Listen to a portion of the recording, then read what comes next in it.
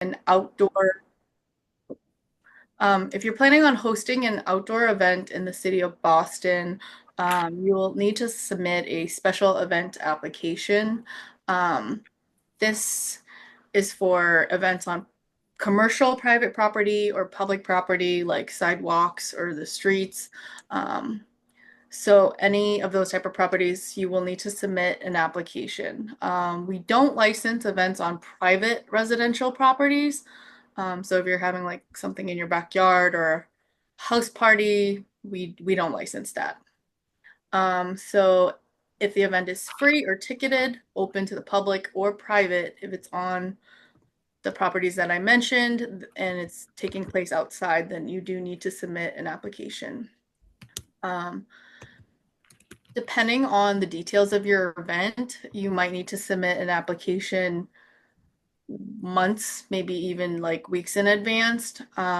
We prefer things at least 30 days in advance if possible, just so we can help you through the process and review, especially during the summer months. And around this time, we get a lot of applications. So if you're planning on doing something, it's best to submit it as soon as you can. On this slide, there's a link to a how-to for special events, and after the presentation, we'll send it out. Okay, so these are just some examples of some special events that we host. These are much larger events, but special events can also be small, like a block party. Here you'll see like the Jimmy Fund, the Puerto Rican Fest, the Donna Summer Disco, the Pride Parade. There's a lot here. These are, like I said, much larger events. Um, so here is just like a breakdown of how the process works. Um, for the first section, we're going to go over how to come up with your event and to determine the event tier. So there are several questions that you want to be able to answer before you submit an application. So who is your event for? Is it for all ages? Is it only 21 plus? What kind of event is it? Is it invite only, ticketed? Is there food, alcohol, music? Um, for bigger events, we tend to get events with tents, stages, generators.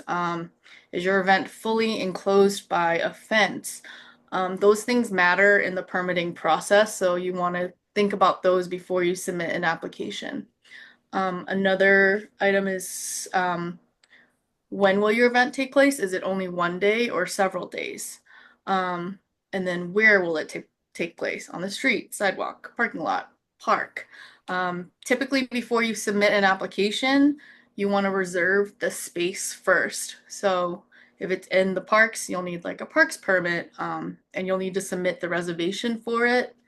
And then the Department will approve it. And then at that point, you'll submit the special event app once the space has been secured. We typically don't like to consider applications where the space isn't secured because it might already be reserved, or something else might be happening, and we just don't want to waste anyone's time. And then how many people will you expect to attend your event, and what's your budget? So, new item that we have is determining your event tier. We have this interactive tool that was just created where you can click in there, answer a few questions, and it will tell you what tier your event is. And this is important because it will let you know about how long it will take to review your application. So, as you can see here, there's three different tiers. Tier one is more simple events. It's only one day. It's only in one place, either like one block or just in the park. Has less, 149 or less attendees. So something like this with very few event details could be turned around quickly. And then tier two, again, no more than one day, but it might involve more than two city blocks or sidewalks, or it's moving like a parade or a 5K or a run, and it has between 150 and 250 attendees. And then the last tier, tier three, is an event that could be more than one day long. It's several days, impacts several streets, streets that have bus stops or trains nearby. It could have a carnival component, like a moon bounce or rides, Ferris wheels. And it has alcohol and is over 250 attendees. These are really a guideline. Depending on the details of your event, it may be a longer process for us to review, but this is just like something to help you. So next step is to submit your application. So once you've figured out a date and you've secured the location, you'll submit your special event app, which is an online application. And part of the application, we always want a site plan. We want to see all the little details, and we'll go into that in a little bit. And then the second thing, like I mentioned, is permission for the space. So the site plan, what should you have on it? It should be labeled with the name of your event, the address or addresses, and the event dates. And on there, it should show the perimeter of the space, if there's any tents, how big are the tents? Are there any stages? Where the food, porta potties, all those little details need to be added on the site plan. This is reviewed by the special event committee members, and this helps them know, is your event safe? What permits will you need? So here are some samples of site plans. They can be hand drawn, or you can do it on like a computer program, or you can have an engineered architect create it for larger events that might be required. So here on the left, it's just like a made up family fun day. There's a few tents, there's a band, long games, porta potties. On the right is an example of like a parade route and with the listed turn by turn instructions underneath. So anything that's a parade 5K on the street, you typically will need this. Here's another one of a park. And this one is, sorry if it's a little hard to see, but this one is like a street festival. Really important if you're planning a block party or anything on the street, there should be a 20-foot wide fire emergency lane where nothing is on it. So the fire trucks, should there be an emergency, can get through, or EMS. So this slide here talks about how you can confirm permission for a space. This list has our typical spaces that people use for events. So parks, sidewalk or street. And then if it's on commercial, private property, then you'll need a contract or a letter. Okay, and so number 3, once you submitted your app, today we'll review your application, and depending on the size of the event and the details, she may or may not schedule you for a special event meeting. This meeting has all the different city members from the health department, fire, entertainment licensing, alcohol. They all attend this meeting, and if you're required to attend it, basically you're just presenting your event. You'll need your site plan, and at the meeting, the different committee members will let you know what permits are required. So that's basically what the special event app is. If you've done the special event process before, or you have a very small event, then you might not need a meeting. So that's just something to note. And also, just to note, like around the busy season, like around now in summer, today we'll prioritize the applications by the date you submitted and also by the event date. I know some folks are very eager and they'll submit an event for December. So right now we're probably not looking at that because it's later down the year. But everything for the summer should be submitted around now. And then if you're required to attend the committee meeting, it's held on Google Meet. Currently it's all via Google Meet.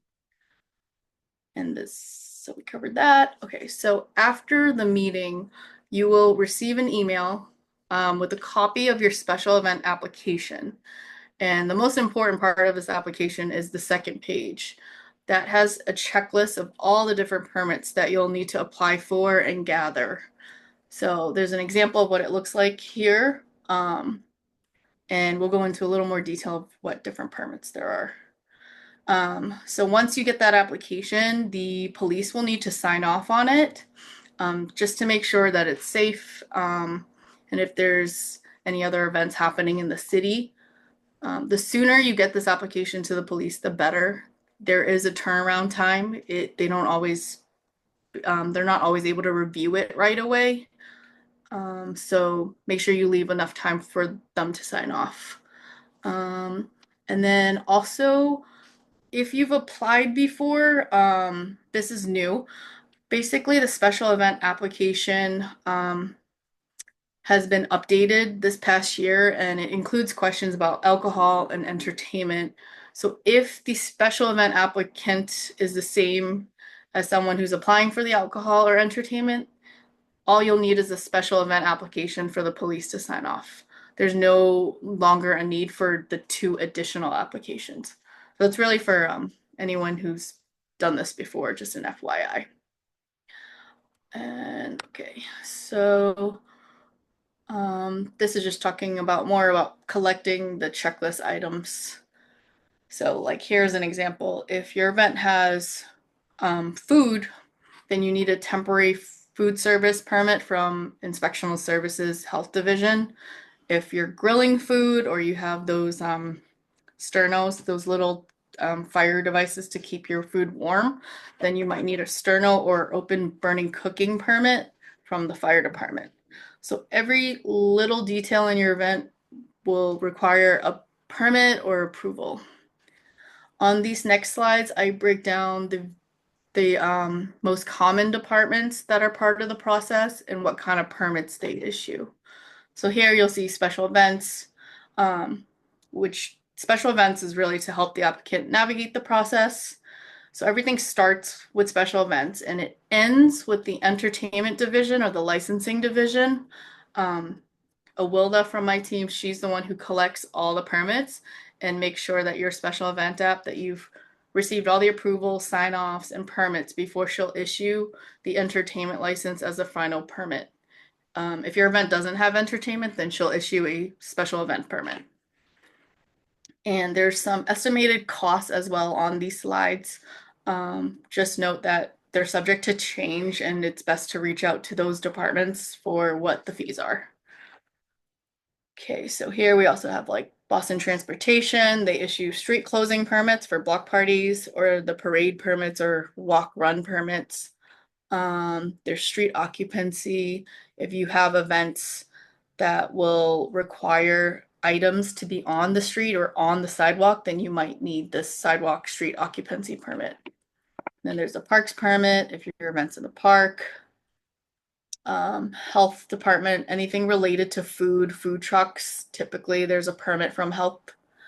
And then inspectional services has several departments. So there's health, and then there's also the building department. They issue permits for tents, stages, any structural thing, or if your event's enclosed by fences, then you might need a temporary inspection certificate. And then the inspectional services also has an electrical division. So if you have a generator, then you probably need an electrical permit. And then we have the licensing board that issues alcohol licenses on here. And then we have Boston Fire Department. So fire prevention also issues tent permits. They also test the tent materials if they're large tents to make sure they're not flammable. They also issue food truck permits since there's like fire or propane in the food trucks. The sterno permits, as I previously mentioned, generators and assembly permits. And then there's the Office of Field Services. They just make sure that your event's safe, especially if you have an event on a block, so the 20-foot fire lane that I spoke about earlier. And then we have EMS on here. Larger events may need EMS. And then if your event is on public property, there is a minimum requirement of insurance of 1 million and 2 million aggregate. The city of Boston will need to be additionally insured. If it's on private property, you do not need the city of Boston as additionally insured. And then, so once you've collected all your items, you send them to this email, mocal@boston.gov. So to Wilda on my team, and she'll review everything. Ideally, we would like all documents in at least 1 week before the event. We understand sometimes it may take some time, but try to get as much to Awilda as possible. And so again, special event starts the process, the entertainment licensing division finishes the process. I mentioned all this already. So let's see. Okay, so some things to keep in mind. Just know that permit applications may take a while. Different departments have different turnaround times. So as soon as you get that checklist from today, you want to make sure you start applying ASAP. Even if your event's months away, there may be some items you can't get right away, but whatever you can apply as soon as possible. Um, let's see. And the city does have the right to revoke an application at any time. So these are some tips that we have for special events just to make your process easier. There's little guidelines on things that might not need permits. So like on here, there are events that may have tents. So if you have a tent that's 10 by 10, as long as it's less than four of them and they're spread out, then you might not need permits from ISD or fire. If you're using a stage, you might want to try to use a temporary or mobile, a portable stage. Those don't require permits from the city. So if you're building a stage or it's over 30 inches tall, then those do need permits. So if you're able to use mobile stages, um, typically any kind of generator that you'll be using to for power for your DJ or other items, those most likely will need permits from inspectional services and from fire. And then food trucks, there's always permits for those. Entertainment always has permits, alcohol, and then if your space is enclosed with more than 49 people, it will need a review from inspectional services. Let's see. There, so some other tips, alcohol or ticket events are not typically permitted in the parks or in the public way unless there's an RFP or some kind of exception. Um, And oh, for block parties, any item that you're able to keep on private property won't need permits. So sometimes we have block parties that want a moon bounce and grills and everything on the street. To make your process easy, you can just put them all on private property, then you'll only need a block party permit that's just for the people to, to close down the street and roam around. But if you have the grills and the moon bounces, you need all of those permits. So those are just some tips that we have. So here I have the contact for today, special events at boston.gov, and then Awilda mocal at boston.gov. I'm also part of those emails as well. And on this third bullet, I actually have a link to the preview of all the special event questions. Unfortunately, the portal doesn't let you log in and save your answers. So this preview will let you know what answer or what questions will be asked on the application before you get to it. And that is it. Does anyone have any questions?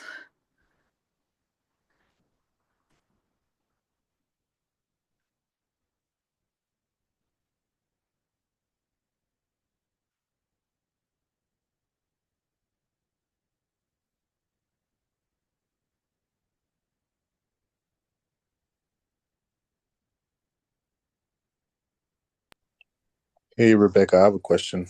Yes. So after the person submit all these application, get in touch with especially like for the licensing. So how do they follow up with each person to kind of like get a sense of where the application is at? Like, is there a way to track the application process? So there's no like portal or anything to track it right now. Something we're actually working on. But say you get that email from today with the checklist. She actually CCs everybody that will be, sorry, she'll CC everyone that's part of the special event committee. So if like you need a health permit, ISD Health is CC'd on that email, and in that email they'll actually send you the links, to all their applications. So for to keep to check on the status of each application, you have to check with each of those various departments. But for the overall special event or entertainment license, Wilda on my team will always send a list of what you're missing, and she'll keep reminding you. And the closer your event gets, she'll really remind you, like, make sure you get all these in. Okay, looks like we have two questions. Nancy, did you have a question? I see your hand is raised, Sí, Nancy. yo tengo una pregunta. Sí, mi nombre es Nancy Martínez. Llevo viviendo en Charlestown 30 years, and I have a question. My question is, what kind of food we could serve that it could be legal for you guys to serve to the public? So you just asked what kind of food can be served to the public? Sorry. I can't hear you. Hello? I'm sorry. Nancy, puedes hacer la pregunta en español si quieres. Ok, yo quería saber qué tipo de comida se puede traer a una actividad que pueda pasar el permiso de ustedes, como qué tipo de comidas uno puede cocinar que para ustedes estén aptas, que uno pueda pasar el permiso. Ajá. Rebecca, she is asking what kind of food we can serve in any event or block party. I think that everything as we need a license. You need to do the license. Yeah, as long as you get a permit from Yeah. ISD Health, I don't think they restrict any type of food as long as you have the permits and they know that it's prepared properly at the right heat and kept at the right temperature so that it doesn't go bad. Yeah, if you permit, let me explain it to her. Nancy, cualquier clase de comida, incluso hamburguesas, hamburgers, hot dogs o rice and beans. Lo que necesitamos es hacer el permiso en la Tenten de la MASAF. Y yo te ayudo con eso, porque es lo que estamos trabajando en Charlestown. Sacar el permiso por un día de comida, ¿ok? Es muy sencillo. Luego yo te explico, ¿viste? Pero cualquier clase de comida. Ahora, si vamos a tener comida de un restaurante, el restaurante tiene el permiso o se hace el permiso through the restaurant. ¿Me entiendes? Nancy. Nancy se congeló. Yeah, Rebecca, I'm trying to explain Nancy because I'm working with her closely in Charlestown and I'm going to explain her in person. Nancy, do you understand? Nancy, we hear you now. Nancy.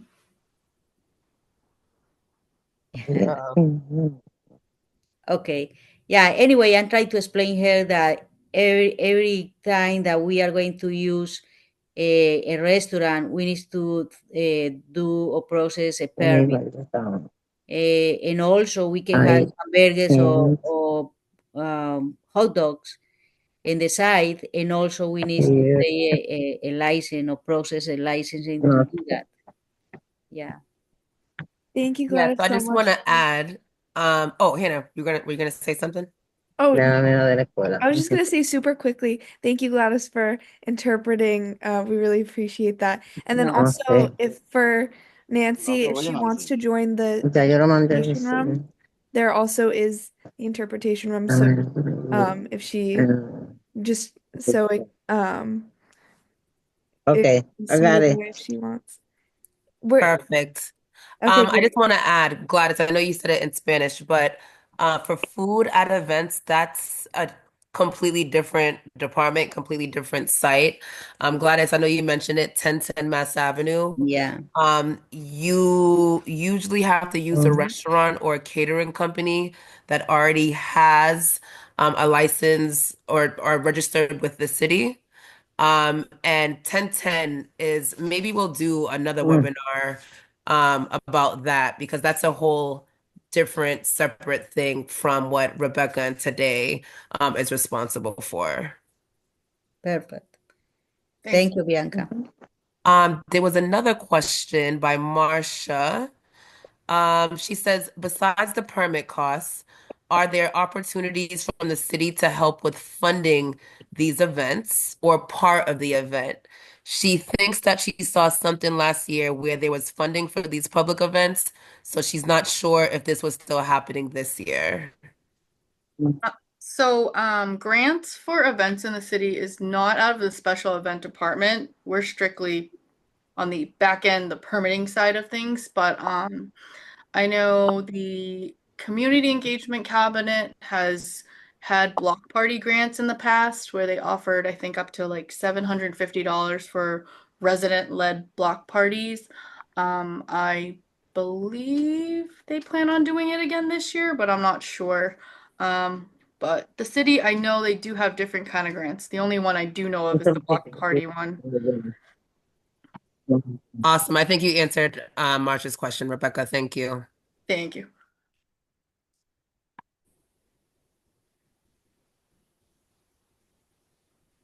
Any more questions? Oh, looks like another one from Asia. Is there a database where information on people who were approved for permits is held, or should people expect to restart each permit process for each opportunity? Is there a database where So we have a data set that's posted in the city for events that were licensed. It's just a list of all the different events that were approved. But for the second part of your question, should people expect to restart each permit process for each opportunity? So anytime you have an event, that's a new application. Even if it's a repeated event from the past, you still have to submit a new application as things change through each of the years. I can send the licensing data set to you. Awesome. Any more questions? Yes. Okay. Did you receive me? Yes, we can see you and hear you. Oh, okay. Sí, se le escucha. Okay, I have one question about what. I'm sorry, my name is Yves Saint Pierre from Tililakai in Cambridge.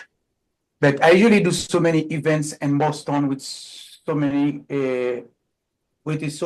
other community. Okay, my question, and also I'm very sorry because I'm late on this events today. But my question, how the process works if you have one of the church want to do some events on the street, like on the park with a stage, something like that. Is something possible, and how the process work?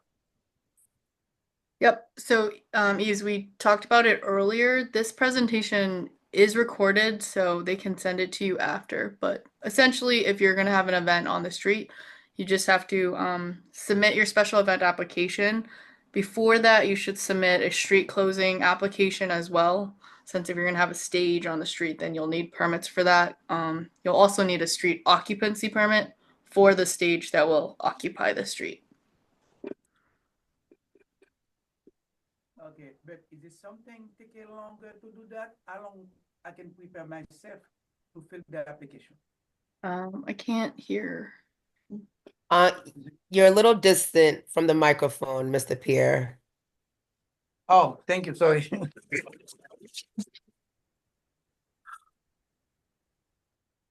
Yeah. Okay. How long it can be take for the application to do? After they like a 1 month before, year before, or 6 months before? For something like a block party, at least a month ahead. On the presentation, there is a timeline. and there's the tier tool that you can fill out and try to figure out what tier you're in, and that will let you know about the turnaround time. But something like a block party, like you mentioned, at least like 30 days. Okay, if I want to use one of public school, like an auditorium on the school, how the process works? Is the same thing? If, for example, like any Toussaint Louverture school, any high school in Boston, you want to use So, the auditorium to do church party or the church events? so this special events only licenses outdoor events. As No, auditoriums are indoor. inside, yeah, but the special event process is not for indoor events. If you are going to have an event that's indoors, that's handled by the licensing department. That's separate. And I can put the email in the chat. So I just put it in the chat, but special events is particularly for outdoor events only.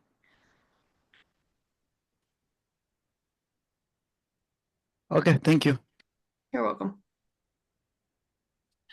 As Rebecca mentioned, we are recording this event. So if everyone wants to put their email in the chat, or if they want to direct message it to me or Rebecca or Bianca, we will be able to send you all this information in an email after this event. So if you want to receive that information, please send us your email. Thank you. I have a question. Yes. I know the Haitian celebration. If they still doing the Haitian celebration this year, because I was trying to get the license for May 18 when they're doing the parade, the one in Boston and Cambridge. How do I get that done? Sorry. So can you repeat what kind of event you're trying to do for the Haitian There's parade? it's the Haitian, it's like the Haitian Flag Day celebration they do in Boston. It's like a parade because I have a catering and I'm trying to have like a license for that day because I know you probably need a license to operate to sell food during a parade in Boston. I'm not sure. Okay, so you want to sell food during the event. Yes. Where? It will be in Boston. They usually do it in Dorchester. Like the Haitian parade, the Haitian Flag Day, I think is May 17. So are you trying to have like a food cart outside somewhere? Yeah, it will be like a food. It will be like a food cart with my tent and cooking the food live and all these things. Rebecca, I believe that they would need to work with the parade organizer. You need to partner Okay. with the organizers. Okay. Let me say something. The Asian parade should be on May 18. Okay, May 18, yeah. So yeah. They're I think Yeah, already HAU. permitted as well. We're very close to that date. Yeah. HAU is the best one to call. If you don't mind, I can give you my phone number. You can call me. I'll let you know. Okay, no problem. What is it? Ben? 1 second. Let me get a pen off paper. What is it, Mr. Lakai? Can you hear me? Are you? Yeah. Yeah, can you hear me? Yes, I do. Yeah, what is it? 617 959 0899. Okay, 617-959-0899. Yes. But And what's the name? I don't know if it's not too late, but it's the next Sunday the Asian parade. Yeah, no, I know. Next comment I Sunday. know. I know, because no, I already sent some stuff to the city, but I was just some email, but I'm just still waiting on them. That's what I get in this meeting so I can learn more stuff. Okay. Okay, no problem. You can call me anytime. All right. Hi, Bianca. This is Chef Gilmore, Bianca. How are you? Hi, I'm good. I'm good. Thanks for joining. I hope this is helpful. And if you want to drop your email in the chat, Chef, whatever you missed, Hannah's gonna be sending out this entire presentation, so you have it available for yourself. All right. Any more questions? I see JJ's hand up. Oh, Yeah, I was gonna say for the what's your name again? Chef Jamar. Jamar. So Chef Jamar, um I'll be more than happy to connect with you after this also about the Haitian parade. Okay. If you're looking into, having like a card there. So I'm also kind of like helping guide the process for them to get everything finalized for the 18th. So I'm gonna put my number in the chat. You can call me right after this meeting, and I'll connect you with Marjorie, one of the organizers at HAU, to see like what kind of like permit you'll need on their end to have a cart there.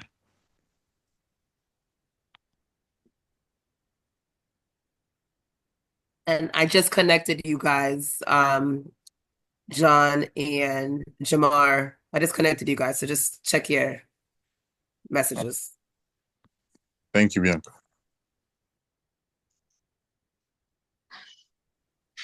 All right. Any more questions before we wrap up?